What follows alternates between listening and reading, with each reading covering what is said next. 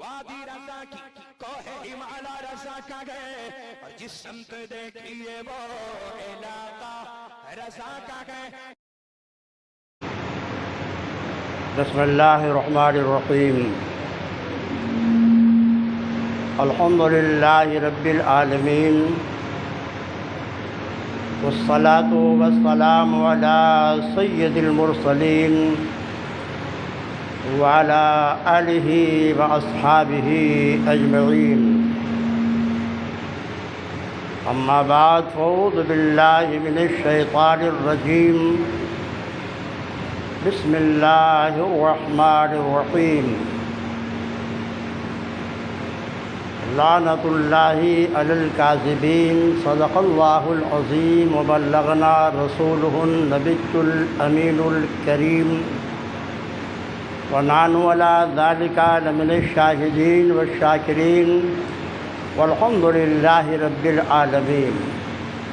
معزز سامعین، نوجوان دوستو، عزیز بچوں، آئیے پہلے مورات مل کر آقائے دو جہاں شہنشاہ کون و مکان رحمت عالم روحی فدا صلی اللہ تعالی علیہ وسلم کی بارگاہ ناز میں ہدیہ درود و سلام پیش کر لیں.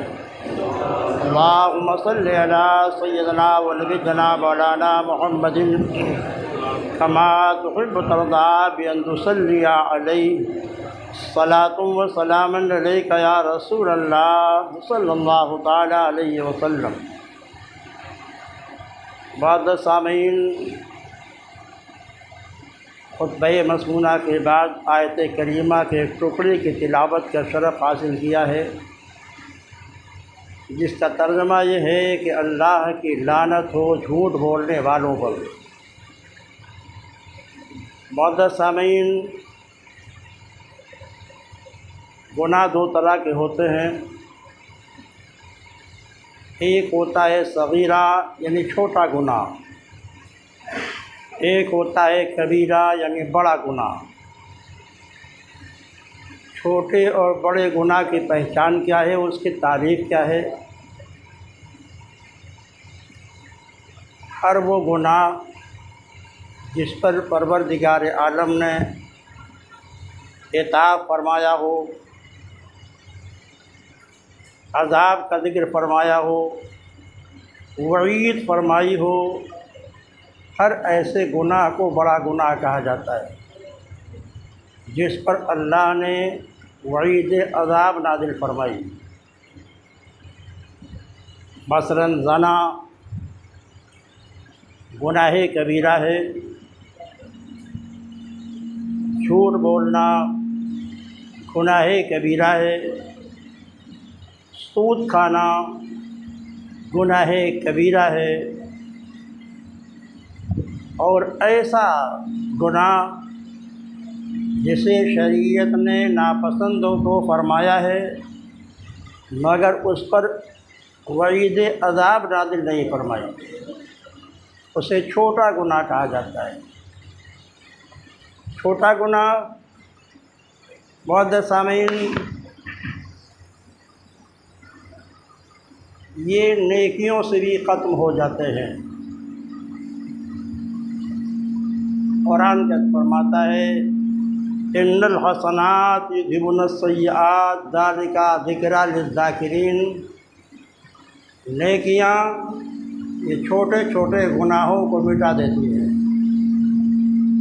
بارہا آپ نے حدیث مقدس کی روشنی میں سنا ہے، آدمی جب وضو کرنے کے لیے بیٹھتا ہے اور دونوں ہاتھ دھلتا ہے تو جو گناہ اس کے ہاتھوں نے کیا تھا وہ گناہ دھل جاتے ہیں.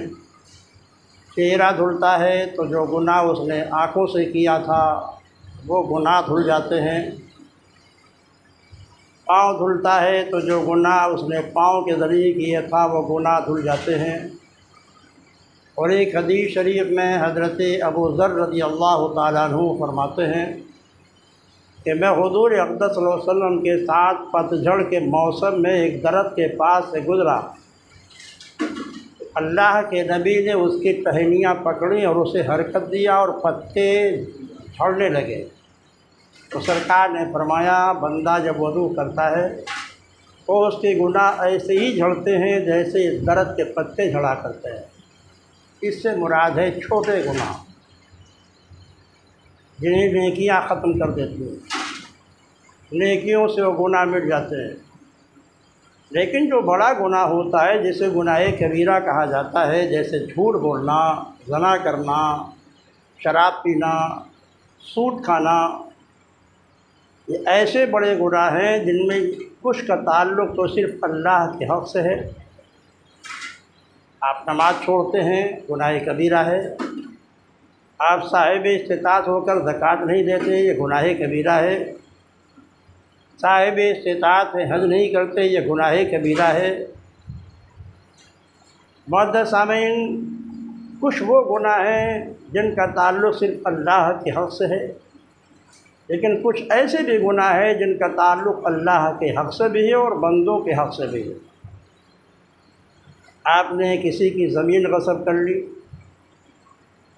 آپ نے کسی کا مال غصب کر لیا، آپ نے کسی کا حق مار لیا، یہ ایسا گناہ کبیرہ ہے جس کا تعلق اللہ کے حق سے بھی ہے اور بندوں کے حق سے بھی ہے۔ اگر وہ گناہ کبیرہ ایسا ہے جس کا تعلق بندوں سے بھی ہے اور خدا سے بھی ہے تو خدا کی بارگاہ میں اگر آپ صرف سے توبہ کر لیں گے تو اللہ اسے معاف فرما دے گا۔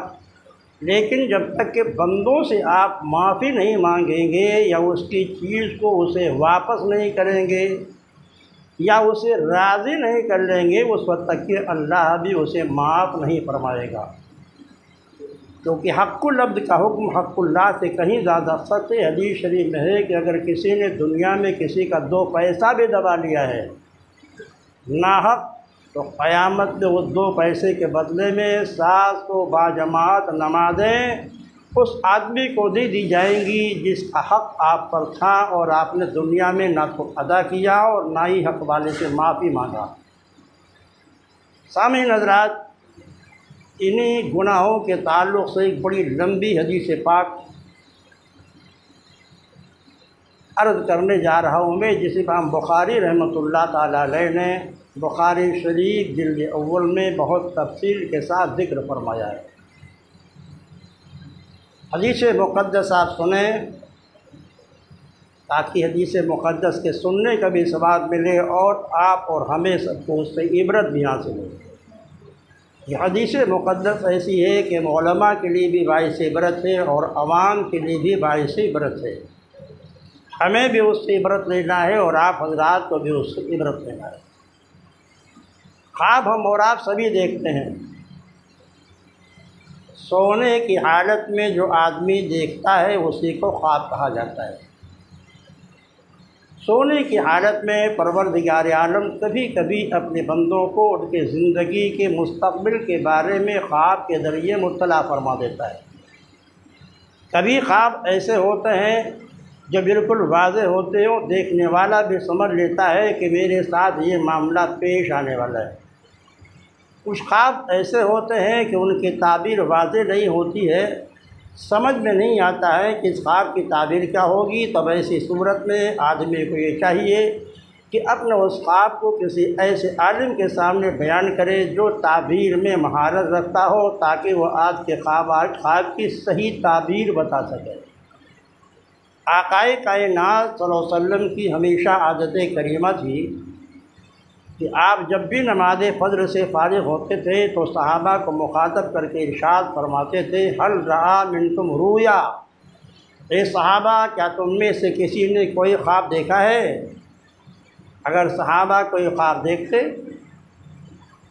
تو سرکار کی بارگاہ میں عرض کر دیتے، یا رسول اللہ میں نے یہ خواب دیکھا ہے، تو اللہ جو چاہتا سرکار اس خواب کی تعبیر ارشاد فرما دیتے۔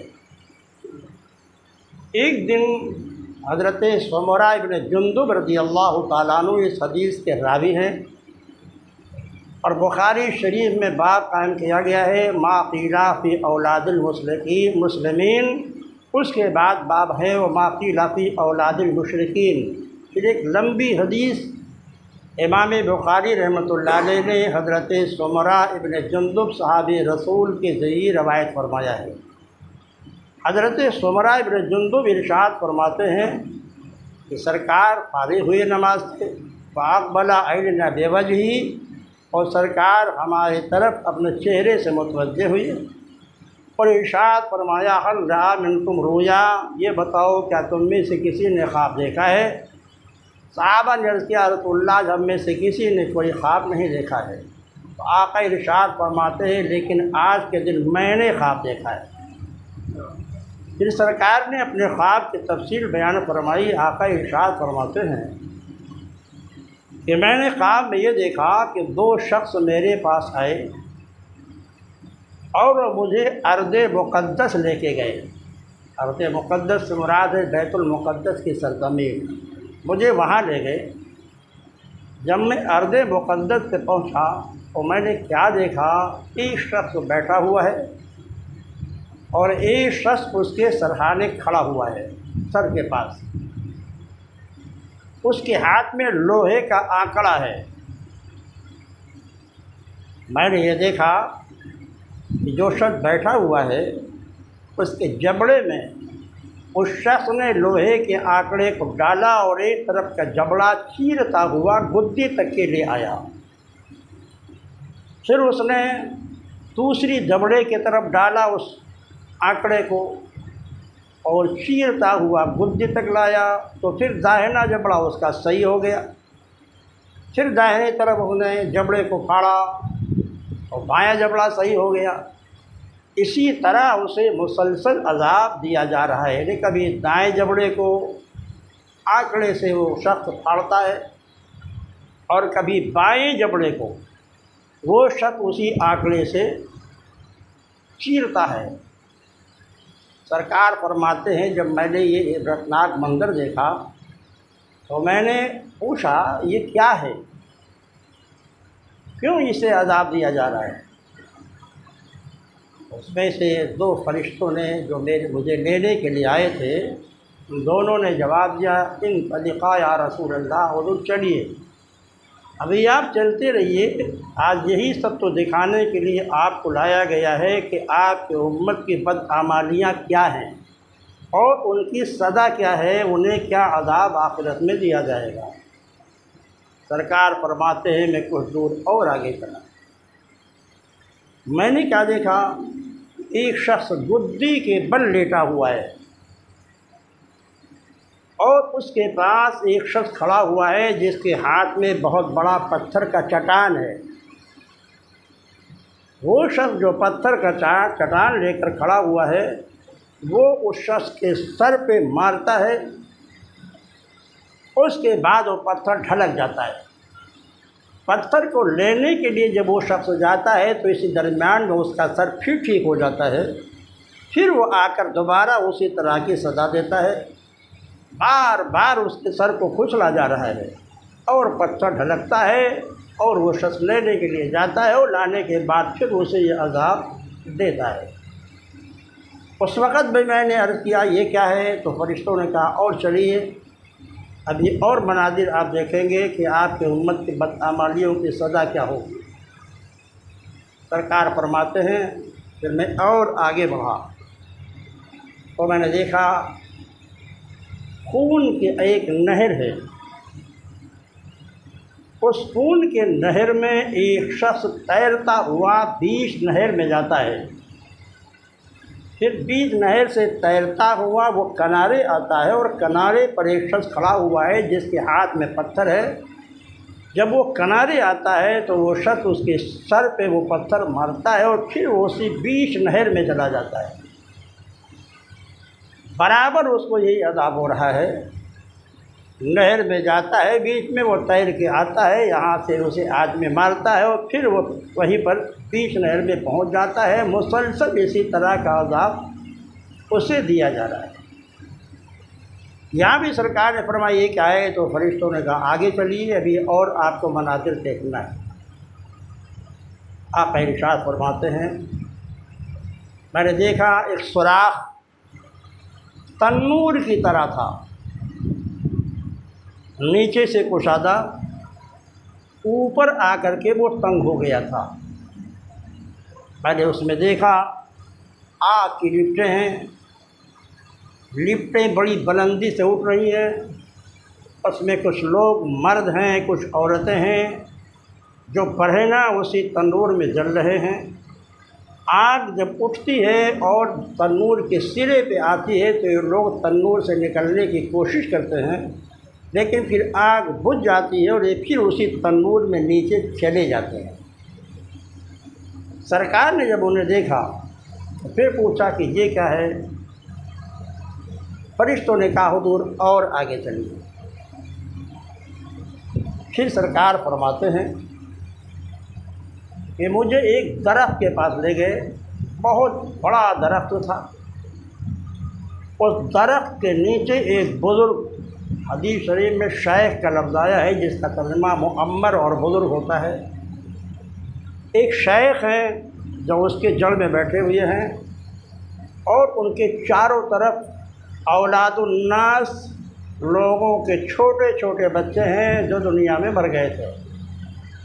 छोटे छोटे बच्चे उनको घेरे हुए हैं और वो बुजुर्ग उन्हीं में तशरीफ़ फरमाए।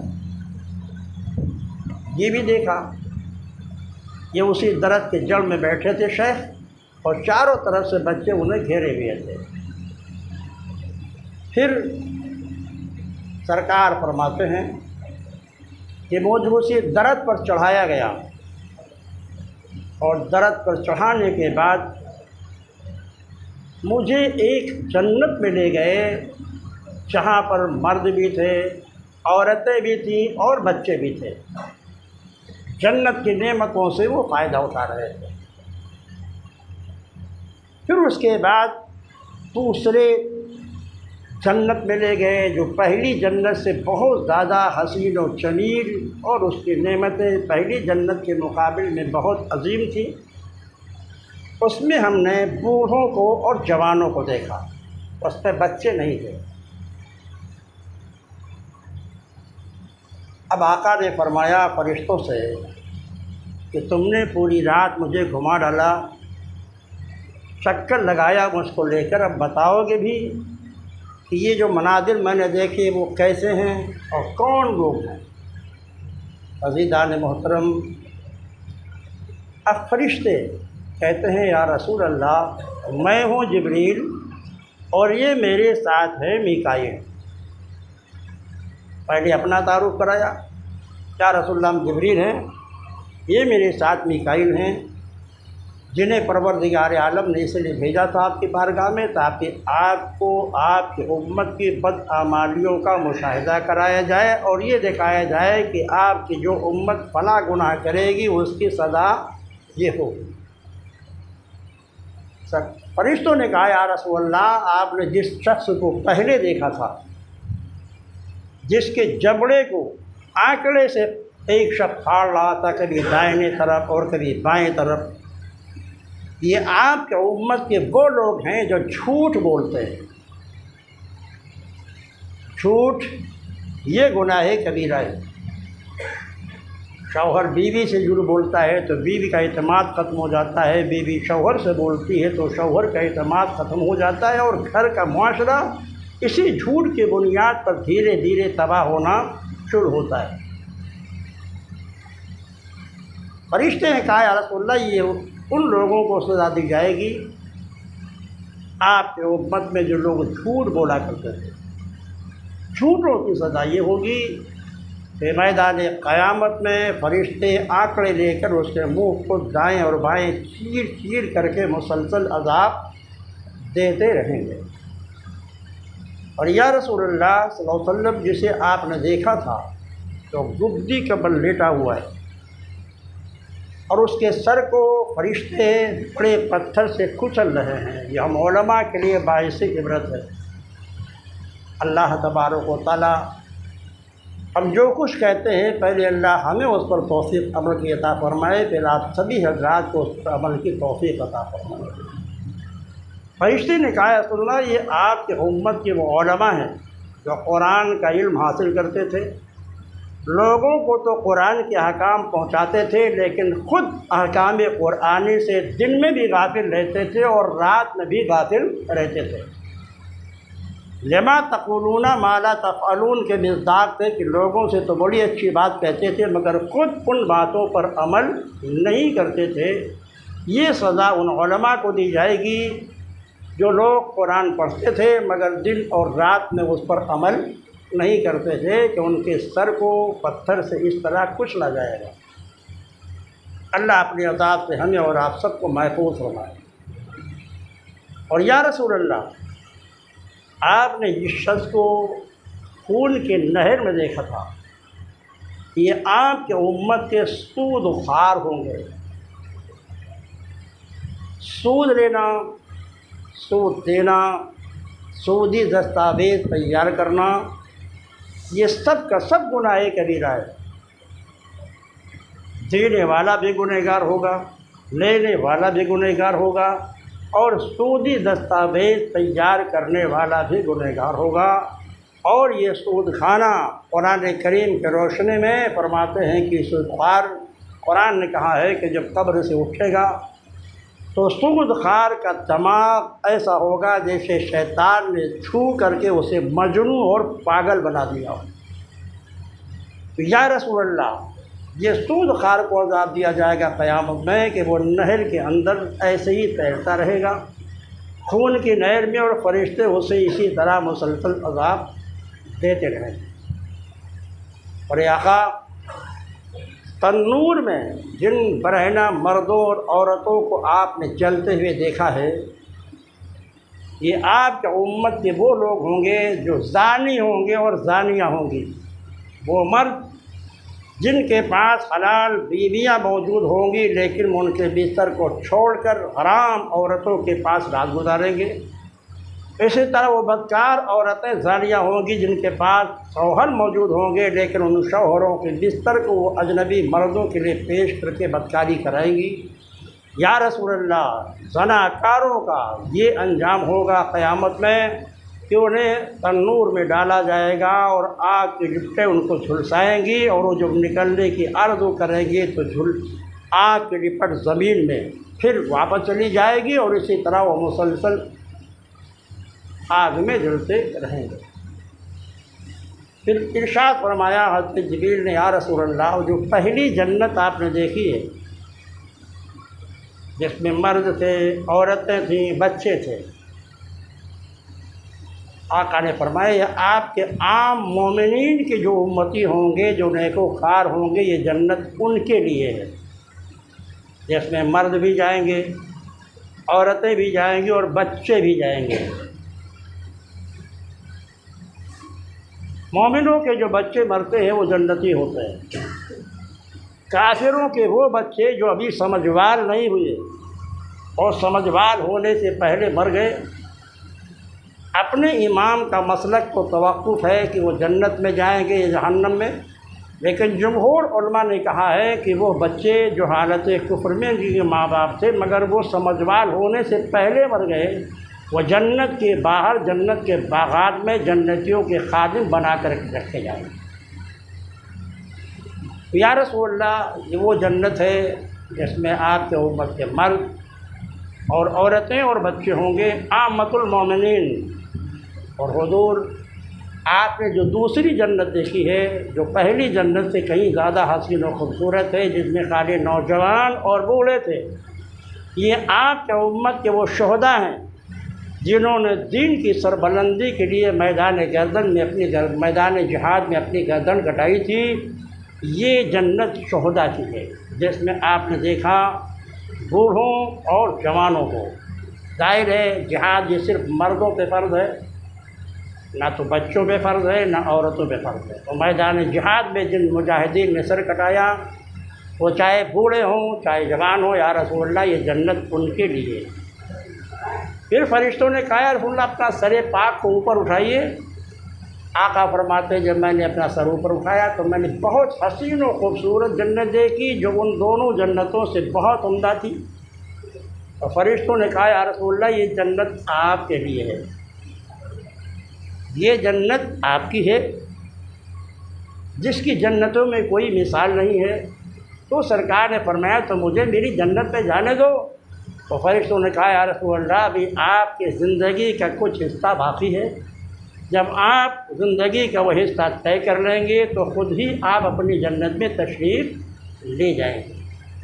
معزز سامعین، جھوٹ بولنا، زنا، بدکاری کرنا، سود کھانا، یہ سب گناہ کبیرہ ہے۔ پروردگار عالم ہمیں اور آپ سب کو ان گناہوں سے محفوظ رکھے، اور اگر آپ سے ان گناہوں میں کوئی گناہ سرزد ہو گیا تو اللہ کی بارگاہ میں سچائی اور صدق دلی کے ساتھ توبہ کیجیے، اور آئندہ اس بات کا عہد کیجیے کہ پروردگار عالم آپ کو دوبارہ اس گناہ میں ملوث نہ کرے۔ اللہ تبارک و تعالی ہمیں اور آپ سب کو ان گناہوں سے بچنے کی توفیق عطا فرمائے۔ کل بعد نماز عشاء آپ کے محلے میں 16 مارکیٹ میں جشن عید میلاد النبی ہے۔ نوجوان بچوں نے یہ میلاد منانے کا پروگرام بنایا ہے۔